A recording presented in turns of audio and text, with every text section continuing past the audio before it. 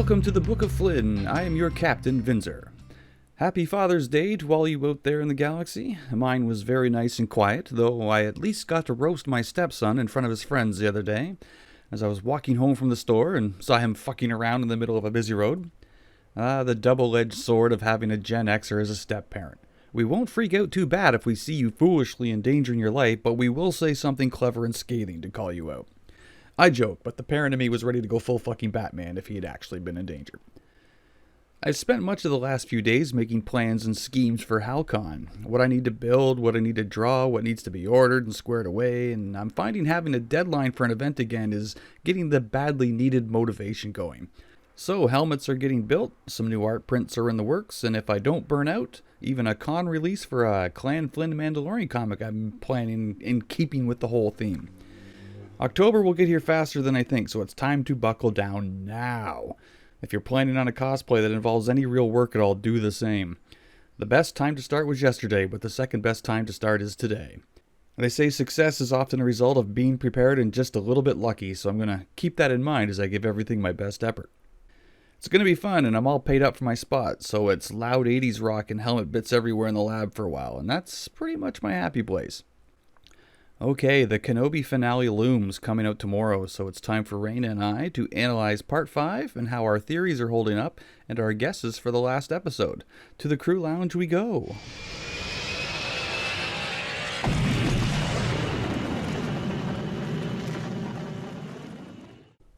This portion of the show brought to you by Kenobi. It was facing the wrong way. Oh, they're off to a good start. Alright, we both just rewatched the episode.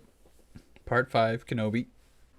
Okay, so we kind of were hoping, or a lot of people were, that we would get some sort of flashback scene, and we did get one.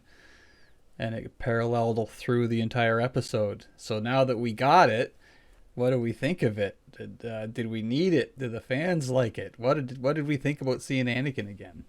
I'm pretty sure I wrote down, I was like, is this a Darth Vader? Like, is he just kind of like thinking back? Or is it just a flashback separate from anybody's thought process?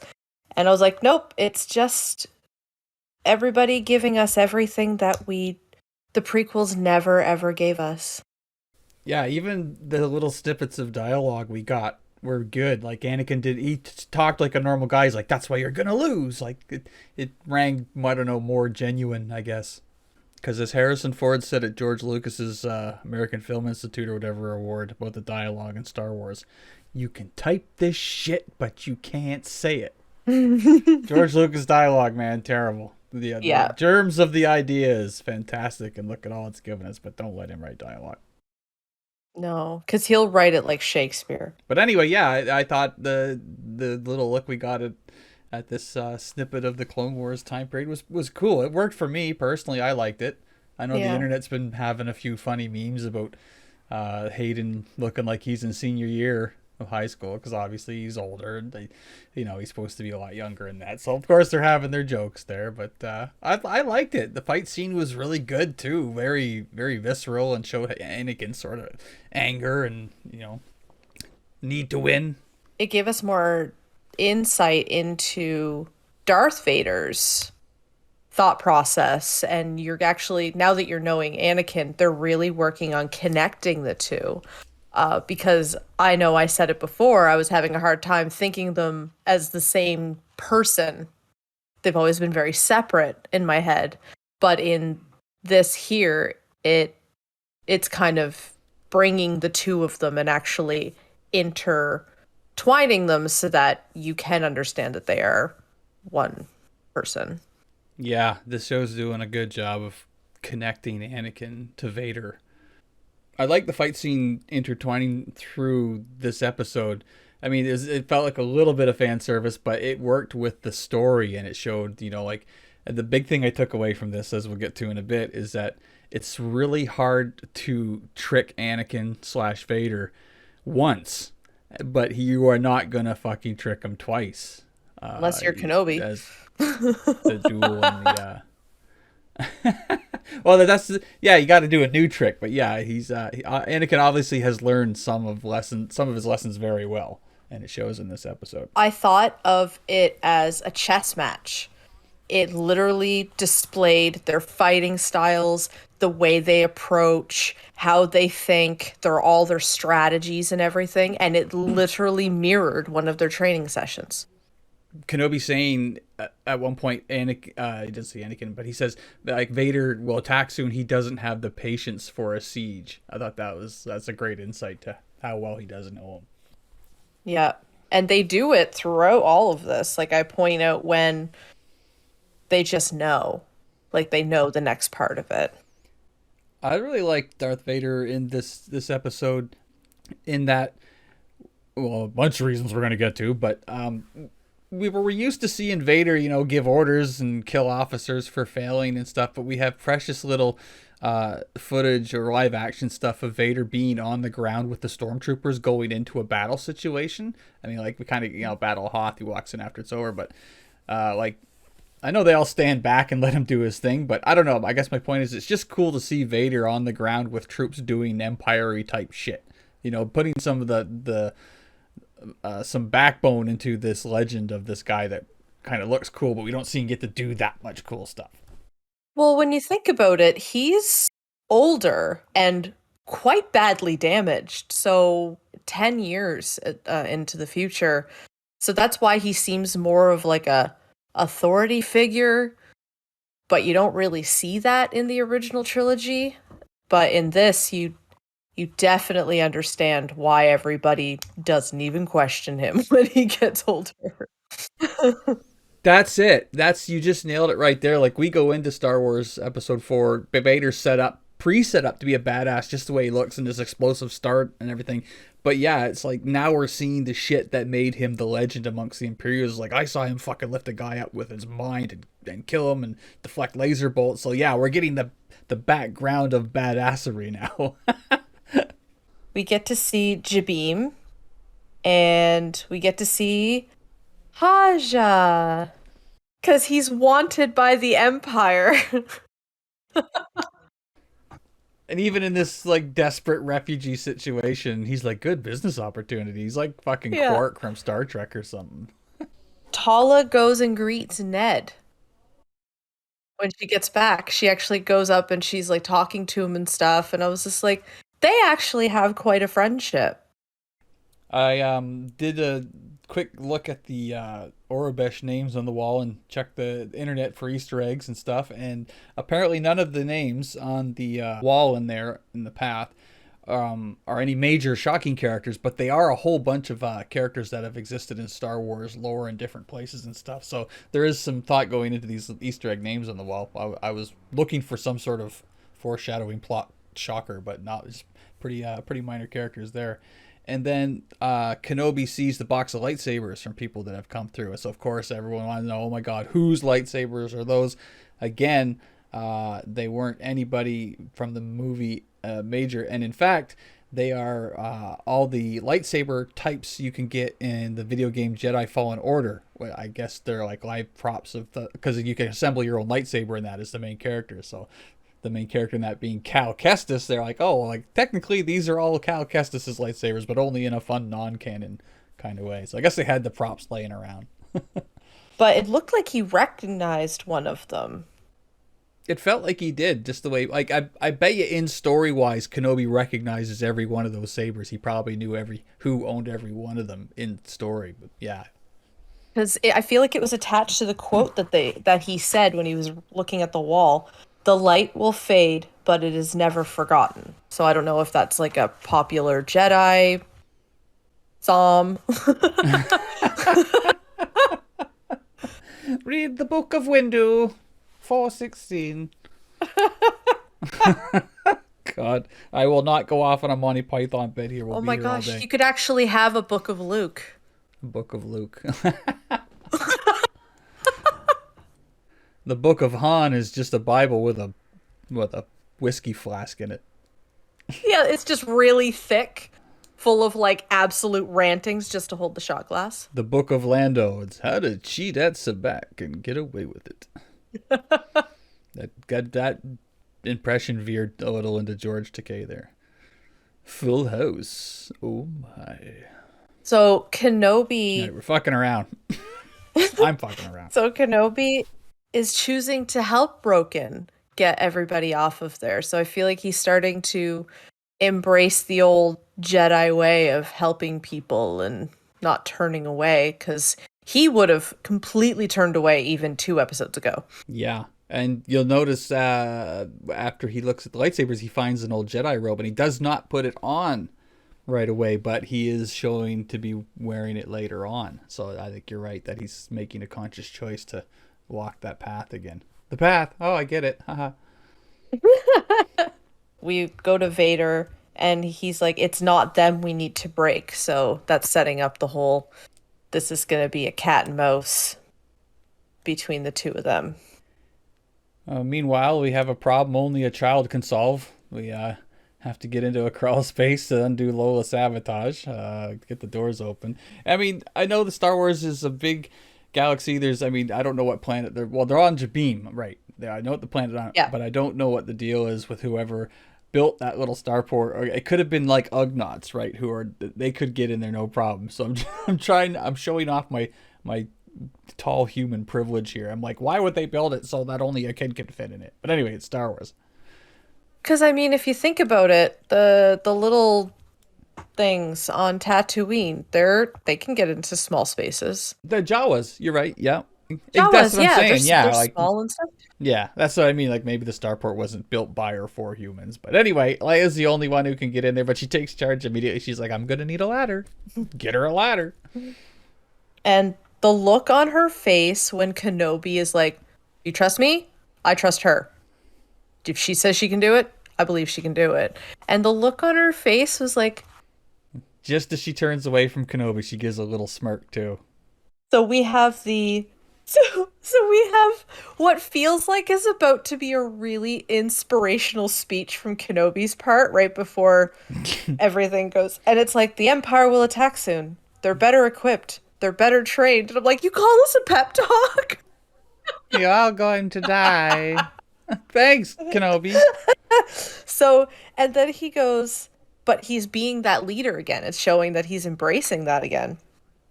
Yeah. And then he's like, all right, how long will it take? And he's like, you have 3 to 4 hours tops. He's like, you have one. It was like, why did you ask?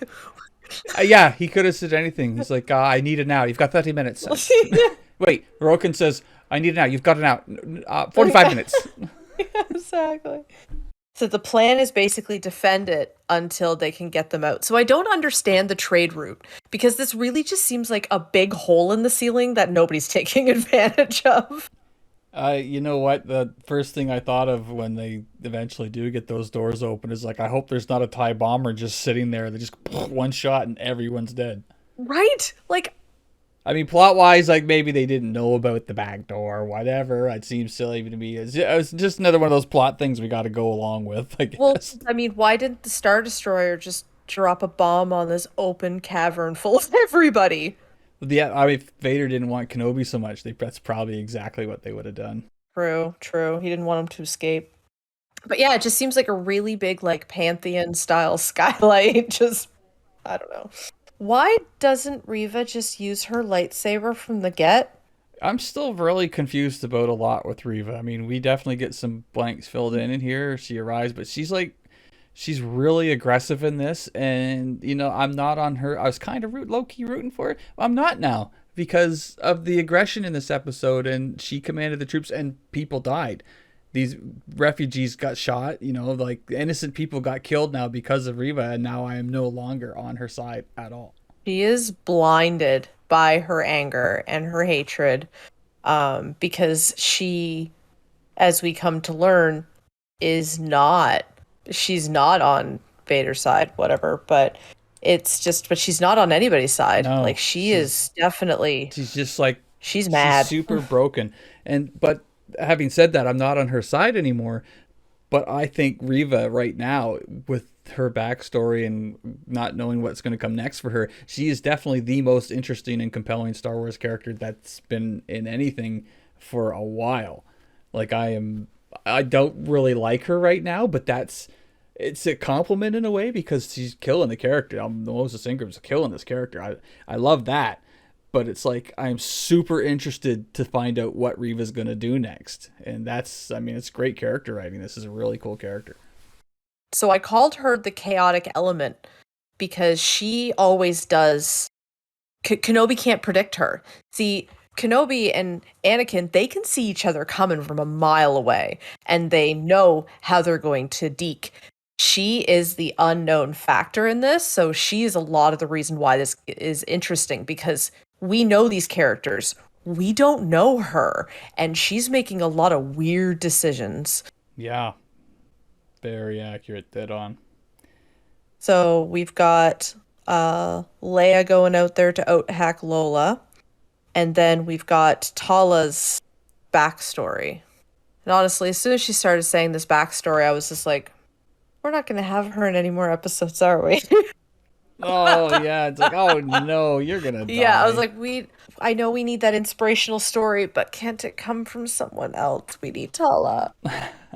She is someone else, unfortunately. She and Ned B died. Oh, That's what I'm calling the first real heroes of the rebellion. absolutely. Absolutely. There's a statue of him somewhere. So she talks about she talks about the people that the Empire said were like not paying their dues or not, supporting the Empire and stuff like that. But it turned out that it was four families of Force sensitive people. She realized in that moment that she was being lied to. And it was a really, that would be a story. I mean, I don't know if I'd ever be in that position of being part of the Empire. I mean, I guess you never know. But that's where you kind of learn, ooh, I'm on the wrong side of this. Right. And that story was very interesting to me because, like, growing up, an 80s kid, we were, the Empire were the bad guys, and we're used to being them, and, this fascist evil empire. And in the books later, we got to see how they were very anti-alien, very, human, very Nazi-ish. And so we're used to them being these bad guys already, but now we're seeing just how much a big part of what they're doing to maintain power is to locate and hunt down force sensitive people. And there's enough of them that it's really keeping them busy. It was interesting to me to see just how big a slice of the pie of the Empire is finding and controlling and containing the force sensitive population to ensure their own power. And I don't know, it's just no matter who they were, kids like we saw with the youngling, they'll kill or corrupt whoever they have to, and I don't know, it just makes the Empire extra evil to me now. And also how they lie to their own troops. Like their troops don't even know what they're doing what they're really doing half the time. They're being fed this agenda that they're just doing things to, against the people who don't support the Empire, but they're not actually getting the full story. It makes you wonder how many people in their military and their empire, how many people actually understand what the Empire is actually about? Or do they just think it's the government? It's just the government military. That's just what you do. You just join it, and you don't really think much anything else. It just adds a whole layer to the Empire. If it's not making you think, it should be. Yeah, exactly. So, how about when Bale calls and leaves a voice message, and he basically says every important thing in the universe he shouldn't, and leaves it on the fucking answering machine. And as soon as I heard it, I was like, that's gonna fall into the wrong hands. I was just like, it's not going to be Vader's because he doesn't know until very much later. So, unfortunately, I feel like that's going to fall into someone particular's hands. He might as well have said, "Hey, I hope Anakin didn't find out about his secret son on Tatooine. Now, don't go there." And like, shut the fuck up, Bale. Yeah, at least he didn't say the kid's name. But he said, like, you wouldn't have to look that far. You literally just Yeah. have to look at the family. Which comes back to Merida's original point. Worst hiding ever. Oh, Merida, that reminds me a point in this episode. Roken, a human, is using a bowcaster as a weapon. So there you go, haters. Humans can use bowcasters, so suck it. So I have Tala's quote. Some things you can't forget, but you can fight to make them better. And I liked that. Tal was a great character. We barely knew her, but she leaves a great impression. Yeah, especially her last line, which we'll get to. To hold them off for a bit, Kenobi's gonna sweet talk some time into them, which Reva calls out right away. Leaves all his weapons behind. And she knows it's him before like anything, before they actually like connect, because they're speaking through the door, which something tells me it's soundproof. Yeah, I'm not sure how that worked, but we just went with it. I think that they were kind of doing like a speak back. Force chat? Yeah, like a force chat, you know. But she knew him, so it showed a little in a little subtle way that she actually knows who he is. They've met. It's not just a force user on the other side of the door, it's specifically Kenobi. And we get more insight as to her origins and how she knows who Anakin is, and it's kind of eerie once again seeing him out of the armor, still in his human form kind of thing, walking down the corridor with that lightsaber out, and then he slices down the two kids, and it's like, oh man, it never gets less fucked. Anakin just went right from Jedi to baby killer, like right away. Like, he's a fucking evil motherfucker. Yeah, so she was a youngling, and Kenobi just figures it all out, which made me think of like that there was a bit of a psychic connection going on through the door, a force connection. Oh yeah, that there could really be something to that. I like Yeah, that. and I liked watching you and act out Kenobi figuring it out on the spot, but I couldn't help my fucking 12-year-old brain is like this scene would be funnier with some cursing. Like, hold a fucking minute, you were there. Jesus Christ. so she had to hide with the bodies of her friends. Oh, I mean, it fucking grisly, man. really, it doesn't make everything that she's done right, but it explains a lot of it. Yeah, you Yeah. can see where the brokenness comes from. So she's mad with all of it. She thinks Kenobi abandoned her. She doesn't trust him to actually want to kill Kenobi, to kill Anakin. So then she lightsabers the door open, which she could have done the entire time, and yet did not. Was I the only one that was thinking of Joey putting the screwdriver through the wall and with Chandler? My God. and friends? He runs in. Did I get you? No, you didn't get me. If you get me, I die. Same thing. Same energy. So Kenobi's use of the Force is getting easier because that was a lot quicker and more effortless, and he actually threw her back quite a ways. Yeah, he's definitely reopening to the Force.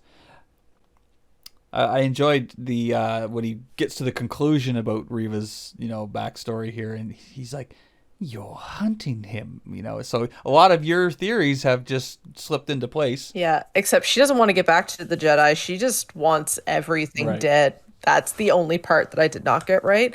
But she still didn't kill innocents up until this point. None of her actions or anything that we saw led up to the death of innocents.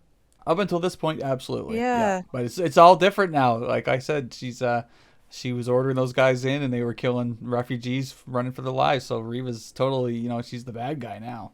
Yeah, she's getting blinded by her hatred and her anger because this is opening up. Facing Kenobi and seeing him really just opened up a lot of wounds for her, and she's getting so desperate. She's getting so close to taking down Vader. And she's getting impatient. She just wants it over with. Meanwhile, Leia's working on the doors, and her exasperation to Hajo was perfect. So I found the entire hall scene really clunky, because it really seemed like everybody was jammed up. Because I actually have here, I said this to you earlier. The hall scene is clunky. Reva's trying to get through the troopers like a Black Friday sale. Because she's like right behind somebody. She's like, get them! And I'm just like, what? The TV, the PlayStation, what are you trying to go for here? She's just trying to get around them. Now again, do you think she's doing that on purpose, keeping her own hands kind of clean, as it were? She's not killing anybody, but she's ordering these guys to do it for her in her own mind. I'm not killing them, the troopers are. Which, I mean, goes to show, like, if that's her rationale, she's doing some mental gymnastics there. She's fucked up. Well, you pointed out in the last episode that she was trying to blame Leia. Yeah. Forcing her to torture her. Yeah. She goes, "This is your fault. This isn't me. This is all your fault." Like, this is how she's justifying the line in the Force. And I feel like she's going to have a redemption arc, not now, but in the future, if she ever shows up on either her own show or in something else. It's like, as long as her own conscience is clear by her own judgment, then she can continue on doing whatever she's doing. So Vader comes down to the planet, personally wants to bring Kenobi in, and he's just fucking striding angrily through the hallway. You just feel the guy seething. Did anybody else get like the vibe of bring out your dead? They're just dragging everybody through, and you're like, wow, that they really took a hit. I noticed one of the stormtroopers it was dragging the other guy in the ground, and the guy in the ground, it looked like his arms were still tensed up, like he wasn't limp like a dead guy. And I imagine he's like, hey, fucking go limp, Phil. He's like, no, I'm not dead yet. Feel happy. Vader goes out into the starport, and the ship takes off, and I thought this was going to be another situation like Rogue One, where he sees the ship fly away. We've seen Vader standing impotently while ships have flown away several times, but no, he reaches out with the Force and stops it fucking dead. And my head nearly blew off. I was like, oh my god, like, that is the most powerful display of Force in the movies we might have seen yet, just like for sheer brute strength. And he brings the fucking thing down. And I actually noticed the second time watching it, he grunts in exertion just a bit, because obviously he just did something incredible. But then he's using the Force to take fucking handfuls out of the ship in anger. And as it really brings home, like, oh wow, Vader is fucking powerful. So Leia debugs Lola, and she knows what it is right away. She's like, oh, look at this. Look at this little thing. She's like, oh, it's one of these. And she like flicks it off. A restraining bolt, yeah. Yeah. And she goes, huh. And then she's like, okay, cool. And then goes on about her, just like, nothing. This girl is unflappable. Yeah, she's tough as nails already. I know we all breathed a collective sigh of relief when Lola's lights turned blue again. We're like, oh, good. We don't want to see Lola smashed to bits again or anything. So we have that she immediately undoes the doors, and she's all good. And then Leia, unfortunately, learns that Tala is gone. Yeah. I was a little concerned that Leia was going to see it. Yeah. And I'm like, but I was like, at this point, we have to mold and inspire Leia, but not traumatize her. You know what I mean? Like, story-wise. Yeah, and I like how they did it. So that's the spark for her in the Rebel Alliance. So Vader is too winded, I guess. He's just expended a tremendous amount of energy bringing that ship down, only to be hoodwinked, and the second one takes off. And I can only assume Kenobi would know that he would have exerted himself so much that he couldn't do it again so quickly. He was counting on him being angry and wanting to rip the ship apart just to show how strong he is, because that's always what he wanted to prove. And it worked. He expended all that strength, and then the other one then again, we get the classic Vaders, like I said, standing impotently as a ship fucking eludes him once again. It's happened like at least 3 or 4 times. You just imagine what's going on and how, God fucking damn it again. It's just Skeletor's inner voice. He must have to turn off his exterior speaker. Then that's what he's doing when he's standing there staring out at hyperspace in those iconic shots. He's like, mother fucking cocks, son of a bitch. Cool, turn it back on. Land the ship, you know. And so he's like, fuck you. Yeah, the man could never talk to himself because it projects it. He can't even whisper because it'll be like, you imagine Vader talking to himself, like on the bridge. He forgets to turn his mic off. Shh, what should I have for lunch today? So they escape. Riva actually makes her move. I was a little surprised she made it, but yeah, she made it. And then we get an incredible fight. And again, this is showing a more background of badassery about Vader. He's he's in a big tank suit now, so he's not as agile as Anakin used to be, but he's still pulling some fucking moves here. He's like, every time Riva makes a move, he's one step ahead of it, and he just steps out of the way. He's toying with her, and it was just incredible to see that power. Vader wasn't even trying to use his saber, and he breaks hers apart, and they have like a proper duel. And then he has her, but then he just kind of leaves her for a minute, and I'm not really sure why. And then he goes through her like broadsword. But I just don't know why he like hesitates for a moment. I can't understand why he, of all people, hasn't learned about the dangers of leaving an enemy alive. That made no sense to me. The Grand Inquisitor turns, we get the big, oh, revenge is a dish best served lukewarm or whatever, and then, we get this little villain speech, and then they just fuck off. I'm like, why wouldn't you chop her head off or something? I mean, Anakin, of all people, is like, I was there with no arms or legs, and I lived. Like, right? This could come back to us. The person that she stabbed through is standing next to you. She has a good chance of walking away from this self-cauterizing wound. Nobody's learned anything. It's okay. They still don't have rails. I was just saying earlier, Vader learns from his mistakes. Well, I guess this is the first time he's done it, so maybe next time I'll kill them, he'll say. Yeah. But it is interesting that why did he leave her alive? It doesn't...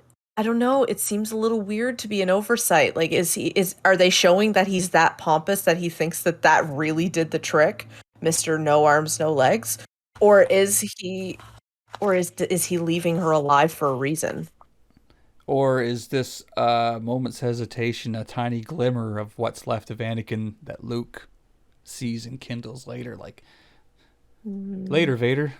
I'm sorry. Left her alive, and then so she's trying to get to the comm badge, but the comm badge seems to be a voicemail device. From one Jimmy Smits, giving it all away. But just to his credit, at least the comm badge is slightly damaged, so it literally only is the two most important words. Yeah. Or the three most important lines in the entire thing. Oh, he said, son, Anakin in secret. I don't know what it could mean. And an address. And I think she made out... yeah, exactly. I think she made out tattooing. So Kenobi suddenly senses that something shifted within the Force. Yeah. So Riva knows about Luke. So what is she going to do with that information? The big question on my mind. Does she know that... Oh, she would know that Leia's one of them now. She looked at Bail. She saw that it was Bail. Oh, yeah, you're right. Yeah, she's a good detective, so she probably would put it together. And he did say children. You are correct. Yeah. So she knows that Leia... She knows the adoptive parents now. Yeah, put it together. Oh, that's scary. So did he know all along who Riva was? Did Vader know that she was a youngling? Well, he seems to have. He seems to. I mean, that's... Because in one of the episodes, the earlier episodes, he said, I know what it is that you want. And it turns out, yeah, he actually did. That's the Sith way, man, is they do long, devious shit like that. And, like, they'll train an apprentice knowing they're going to try to kill them someday. Like, that's just the playbook for Sith is fucked long con shit like that. They're very casually mentioned towards the end of this episode while they're on the ship, which I feel like everyone's forgotten, is that their hyperdrive is broken and this Empire is right behind them. So, like, they have not escaped yet. We're going into the last show where the Empire, like this quintessential Star Destroyer, is bearing down on them. So, like, they didn't resolve that at all. It's just, but he's just saying it very quietly so he doesn't panic the whole ship. But he's like, we're fucked. Like, yeah, except Lola. So how are they going to get out of that? Lola is going to save the day. I really like that. I feel like this is the last time that they're going to see each other. That's the last time. or Vader and Kenobi. Yeah, Vader and Kenobi. That's the last time they're Yeah, going to see well, each other, because that right there, him getting away once again, was really nicely set up for that fourth episode, I guess. yeah, the dialogue still totally works. So, final predictions for the final episode. Do we think Reva's going to live? I think yes, because they're gonna do a spin-off show, and I can't imagine that spin-off show is gonna be a prequel. It wouldn't really make much sense to do that. So it's gonna be her as this rogue agent making her way around the galaxy doing whatever is next for her, which I have no idea what that will be. Again, which makes it so much more interesting. I'm not really sure what they're going to do story-wise with Luke. I really don't know, because it's one episode to go. We can't do... I don't know if we can do a big life Luke in crisis thing. We're going to have to get it through it pretty quickly, and I don't know if that'll work. But the only thing I do predict is I think possibly Kenobi's hair might be whiter than it was at the start of the series, if not completely white. I feel like he's done some aging through this series, and I'm hoping we see a mind trick and maybe him feeling a little more comfortable in the Force. And I think Liam Neeson's going to be the big kick in the head at the end, because he's going to contact Qui-Gon. He absolutely will. Yeah, you save Liam Neeson for a season finale. That's 100% sure. Even if it's just a voiceover and a vague impression of a Force ghost, I'll take it. And it'll be something, he'll be like, Master Qui-Gon, he'll be, what the fuck have you done? What are your predictions? I think that Owen is going to be okay with Ben after this, because they don't really seem to have the same malice in episode 4. So there's not that he would have thought that anyways. That's why it's so weird to think about how the movies came first, because we're like, well then, we can't make predictions based off of that because that was made first. That theory sort of hinges on something happening in the finale that will make Owen cooler with Kenobi. Like something's going to happen, because they didn't leave on very good terms before. In fact, Owen nearly died because of him. So something will have to happen. But I do like that. Saving Luke's life. Yeah, but it's going to have to be... I'm really curious to see how they're going to... If they do that, how they would do it. Because even if Owen was grateful, he'd still be very... like, thanks, get out of here. Get off my property or whatever, Like, he's never going to be really grateful. Well, I don't mean like he's going to be, inviting him over for family dinners. But it's like... he's like, thanks. And they kind of have just like a peace, mutual understanding. And he allows the kid to have the toy.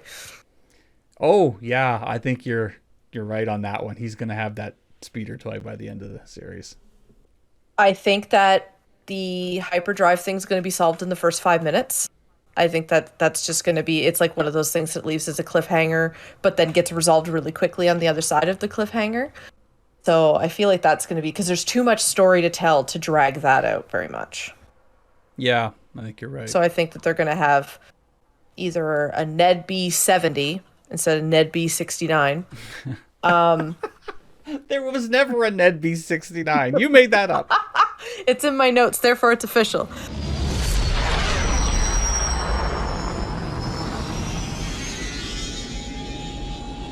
Thanks for hanging out with us again today, and a special thanks to Reigna, who keeps showing up for these podcasts and bringing so much to it. She's saving you from having to listen to just me through the whole thing. And as with everything in my life, she makes it all brighter and better, and I'm glad she's here to enjoy this stuff with me. The new comic I mentioned earlier about Mandalorian Clan Flinn is going to be a jump into the post-Return of the Jedi Mandalorian timeline, which will involve hunting down Imperial war criminals. So all this great Star Wars stuff going on these days is really fueling my motivation to work on that, and I'll be posting some updates on my Patreon over the next couple months, which you can find under Vinzer Flinn. Shameless plug, but as RDJ said, if you don't believe in yourself, even a bit falsely so, why the hell should anyone else? Good advice. See you all next week. Vinzer Flinn, signing off.